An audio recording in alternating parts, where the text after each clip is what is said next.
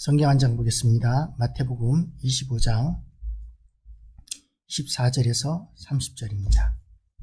마태복음 25장 14절에서 30절. 제가 가진 성경은 신약성경 43페이지입니다. 신약성경 43페이지.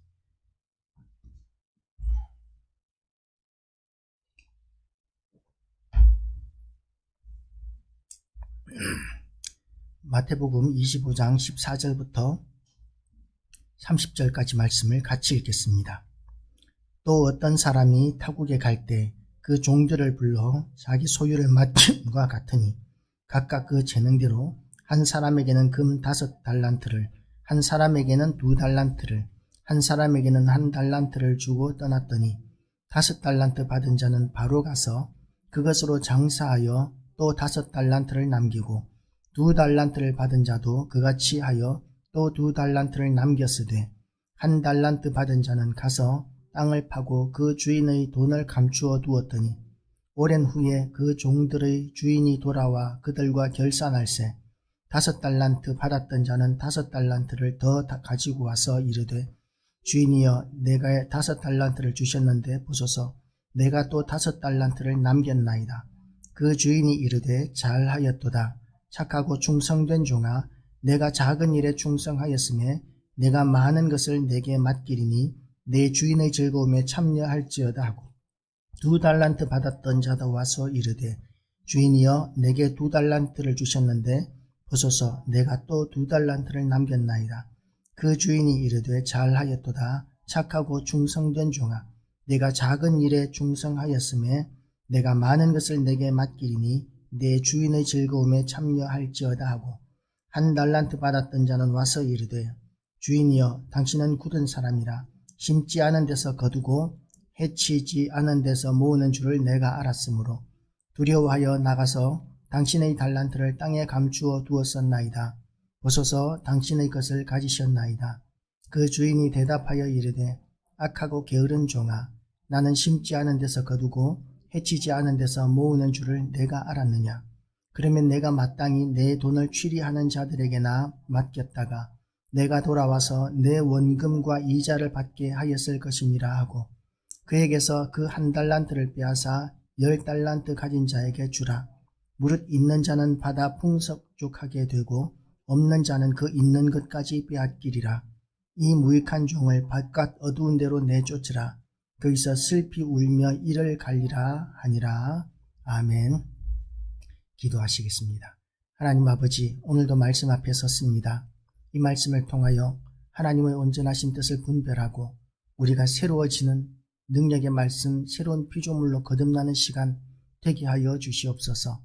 예수님 이름으로 기도드리옵나이다. 아멘. 할렐루야. 하나님 나라에 대한 이야기가 계속되고 있는데요.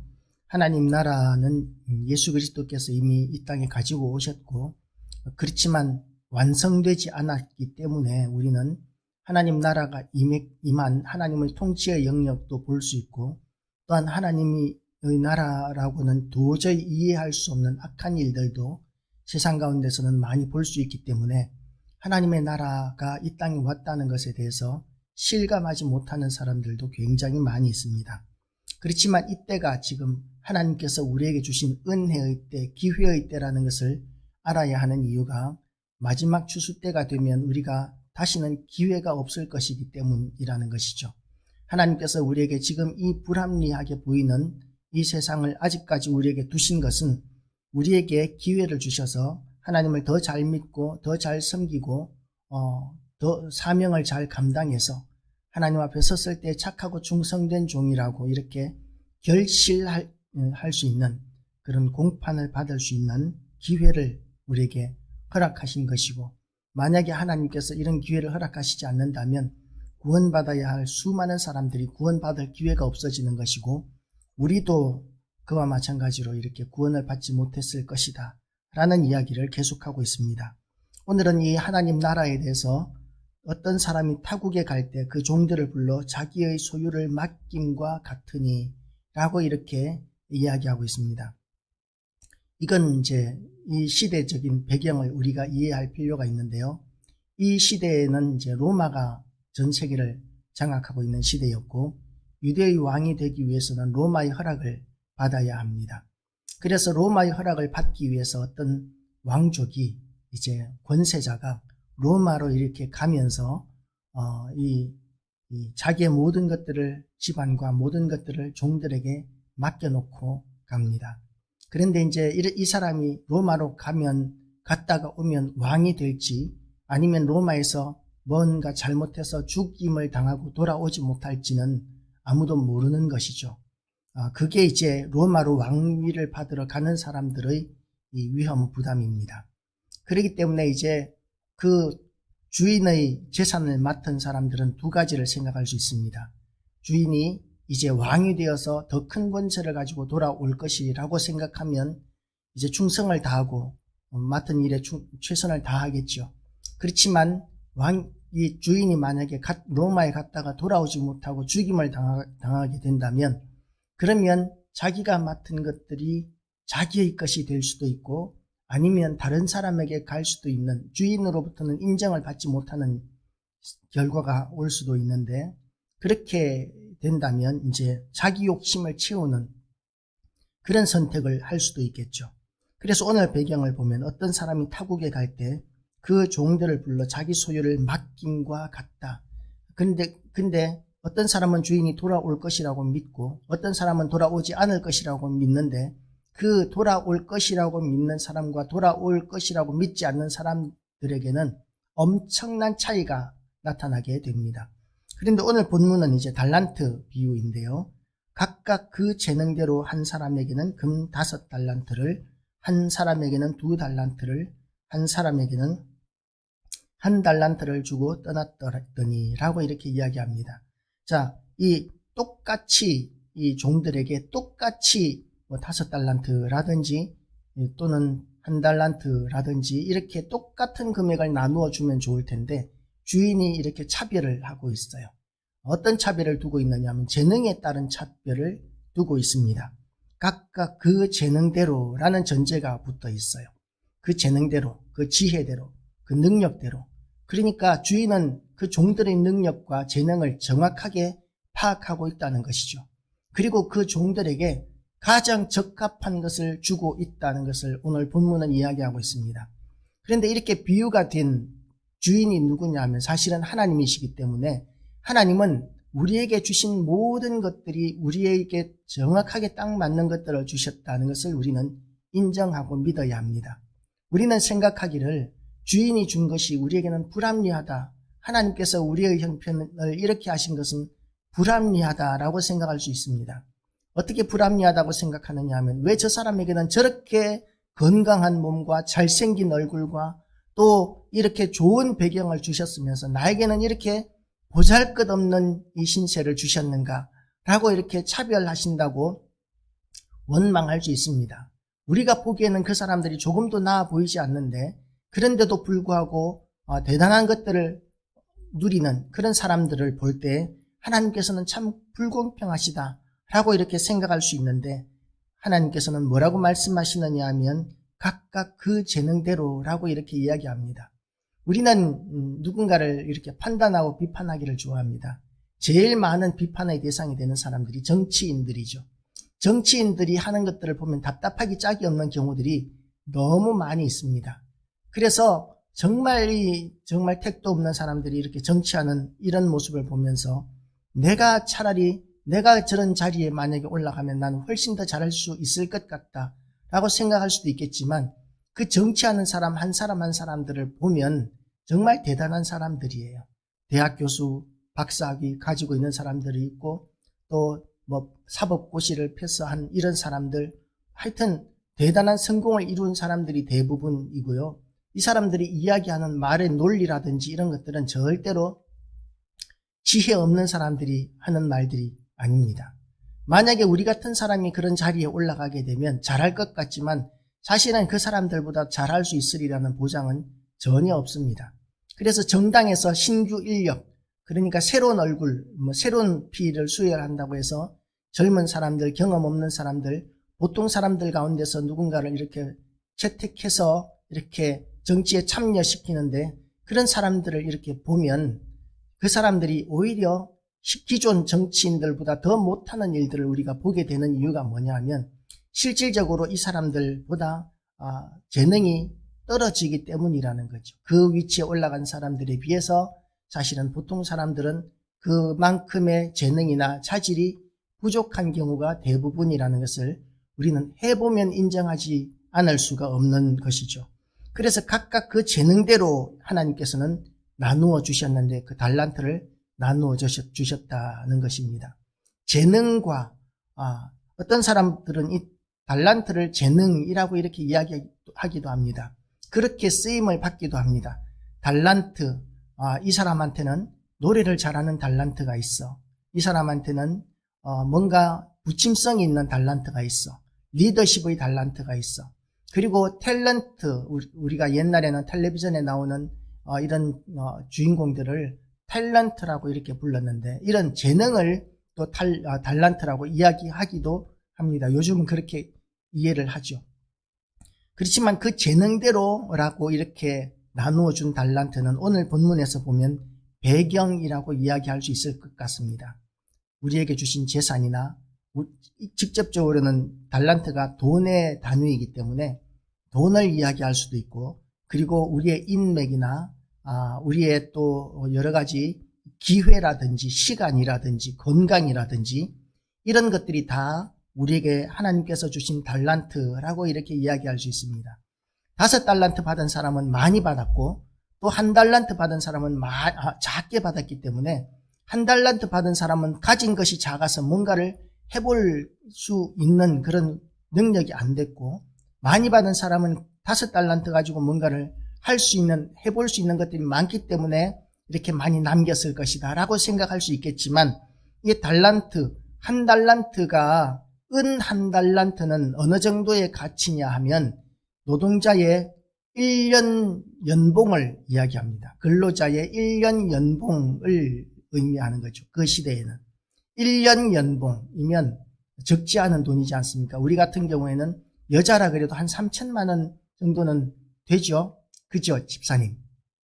3천만 원 정도는 넘죠? 안 되나요? 예?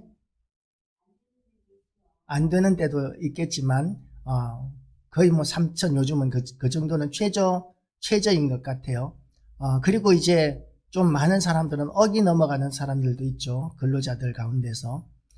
그렇게 이제 예를 들어서 한 뭐 3천이라고 치더라도 은 1달란트가 3천만 원이면 금 1달란트는 거기에 10배입니다. 그래서 한 3억 정도 되는 것이죠. 그렇게 본다면 이 1달란트만 하더라도 적은 돈이 아닙니다. 3억 정도 가지면 뭔가 해볼 수 있는 그런 돈은 되는 거죠.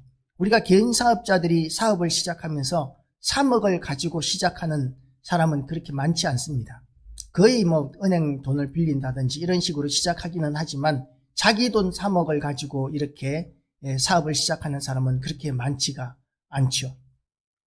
그래서 이 1달란트만 해도 적지 않은 돈이라는 것을 우리가 명심해야 하는데 이건 무슨 의미냐 하면 하나님께서 나는 왜 이렇게 보잘것없게 만드셨을까? 나는 왜 가진 것도 없고 나는 왜 이렇게 재능도 없고 나는 왜 이렇게 못생기고 뭐 이런 것들을 하나님 앞에 원망할 수 있는데 그런데 하나님께서는 우리에게 주신 이 시간이나 또는 건강이나 우리의 모든 것들이 하나님께서 보시기에는 많이 주셨다는 거죠. 우리는 하나님께서 우리에게 우리의 재능에 따라서 많이 주셨다는 것을 인정할 필요가 있습니다. 그래서 그래야 하나님께서 우리에게 주신 것을 잘 사용해서 남기는 삶을, 남기는 인생을 살 수 있는 거죠. 우리가 소비하는 인생만 살아서 되겠습니까? 남기는 삶을 살아야 하는데 5달란트 받은 자는 바로 가서 2달란트 받은 자도 그같이 하여 라고 이렇게 이야기하는데 이 5달란트 받은 종과 2달란트 받은 종의 특징이 뭐냐 하면 바로 가서 라고 이런 말이 나옵니다. 16절 말씀에서 바로 가서 라는 이 말은 무엇을 의미하느냐 하면 이 종들은 주인을 굉장히 기껍게 생각하는 거예요. 주인을 굉장히 존중하고 존경하고 있는 거죠. 그러니까 자발적으로 주인이 이 재산을 맡기니까 자발적으로 주인에게 충성을 다해서 내가 이 맡은 것을 가지고 주인에게 더 많은 것을 남겨주는 인생이 되어야 되겠다. 주인이 나에게 허락한 이 시간을 더 많은 것을 남기는 기회로 삼아야 되겠다. 라고 이렇게 생각하면서 즉시로 망설이지도 않고 즉시로 가서 장사하여 그것으로 장사하여 또 5달란트를 남기고 2달란트 받은 자도 그같이 하여 또 2달란트를 남겼으되 라고 이렇게 이야기합니다. 여기까지만 봐도 이 분위기가 얼마나 좋은지 모릅니다. 5달란트 받은 자, 2달란트 받은 자, 주인에게 충성된 이런 모습들, 주인을 기껍게 생각하고 주인을 사랑하고 존중하는 이런 모습이 5달란트 받은 종과 2달란트 받은 종에게서 우리는 발견할 수 있습니다. 그런데 갑자기 1달란트 받은 사람 18절을 보면 1달란트 받은 자는 가서 땅을 파고 그 주인의 돈을 감추어 두었더니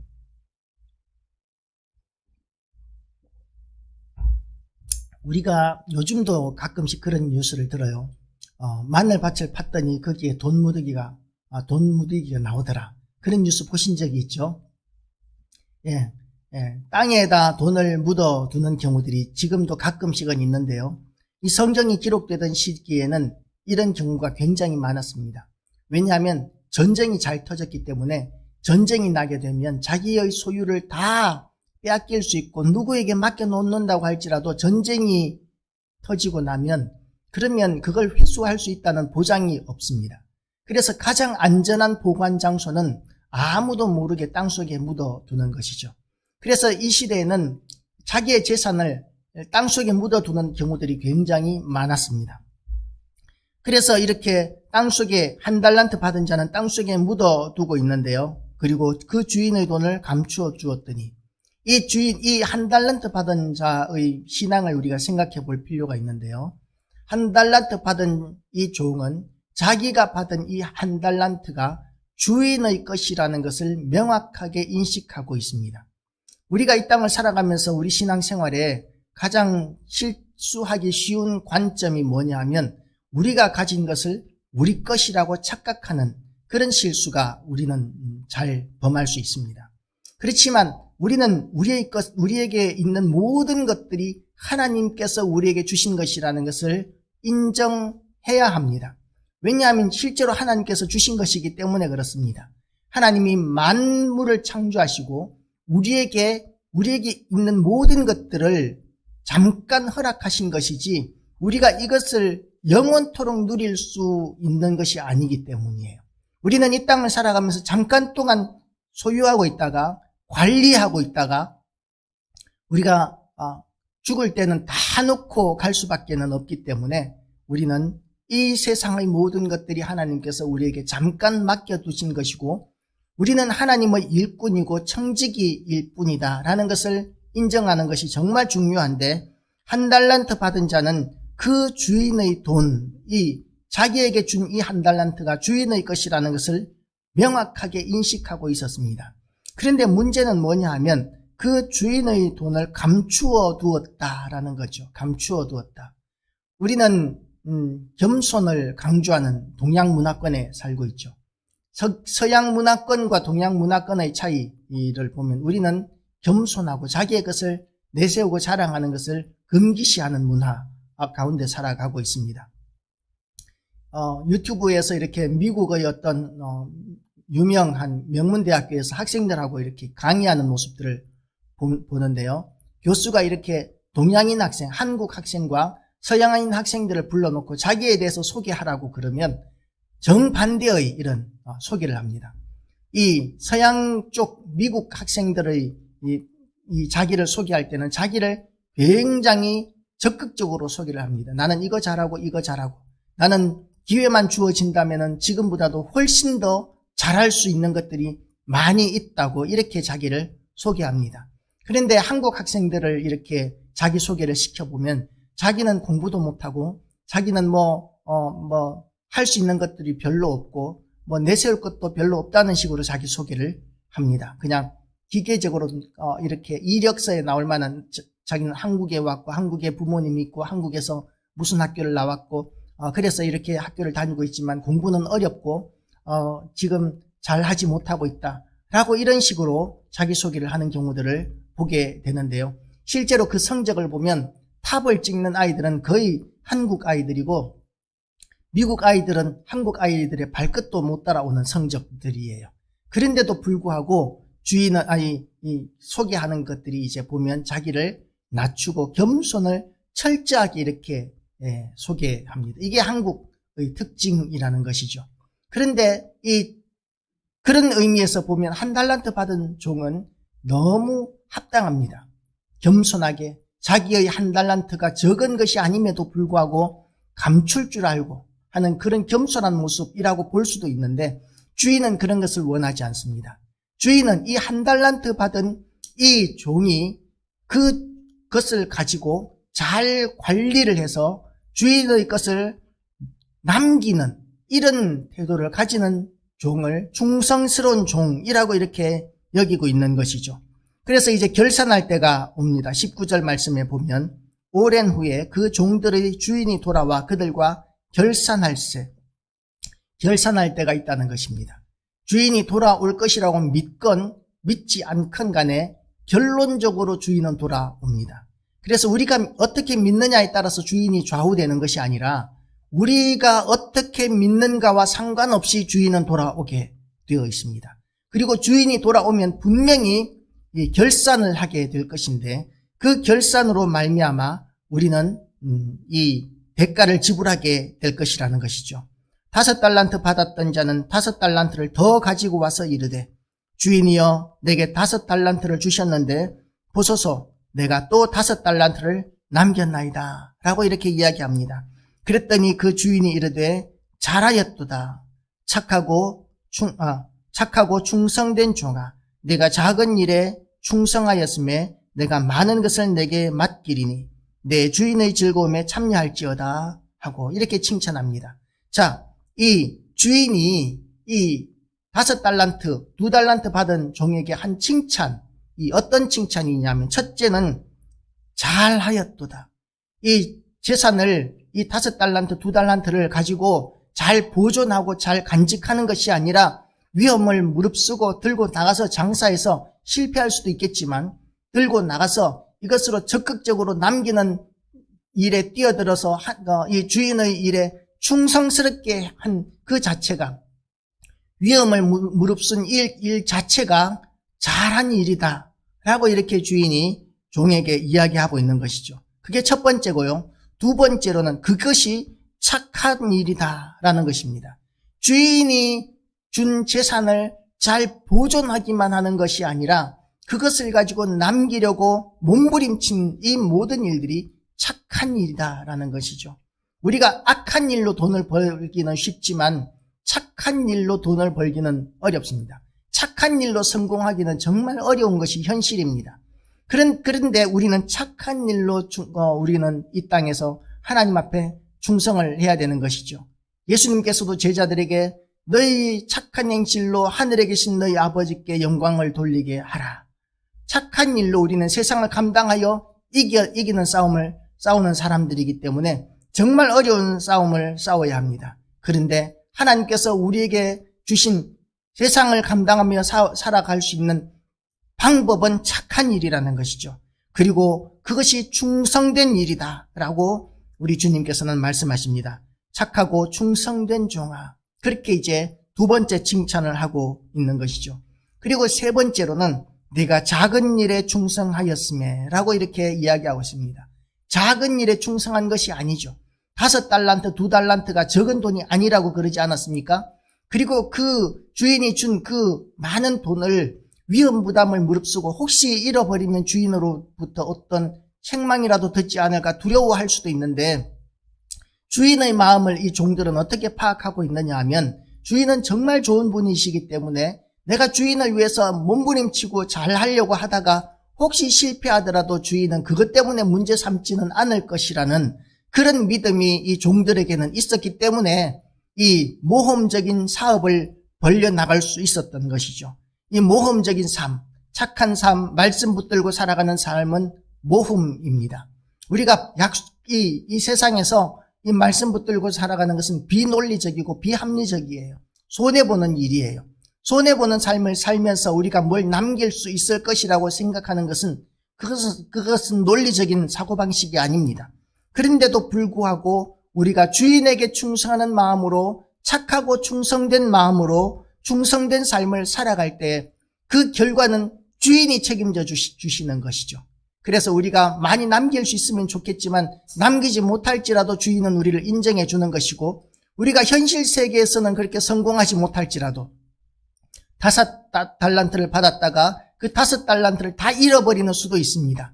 그런데 주인이신 우리 하나님께서는 어떻게 판단하시느냐 하면, 우리가 주인을 위하여 몸부림치다가 다 잃어버렸는데도 불구하고 하나님께서는 우리에게 네가 많은 것을 남겼다라고 인정해 주시는 거예요.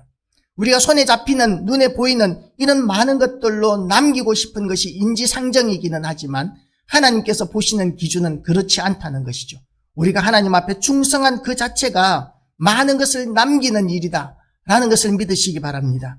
그리고 주인이 또 칭찬하는 것을 무엇이냐면, 내가 많은 것으로 내게 맡기리니. 지금 우리가 가진 것이 이 주인이 준 것까지도 다 잃어버리는 삶이 되었다 할지라도, 주인에게 충성하다가 주인이 맡긴 것까지도 다 잃어버리는 이 결과가 나왔다 할지라도, 주인은 우리의 충성심을 알기 때문에 우리에게 또다시 기회를 주시고 더 많은 것으로 내게 맡기리니 라고 이렇게 말씀하십니다. 더 많은 것을 맡기십니다.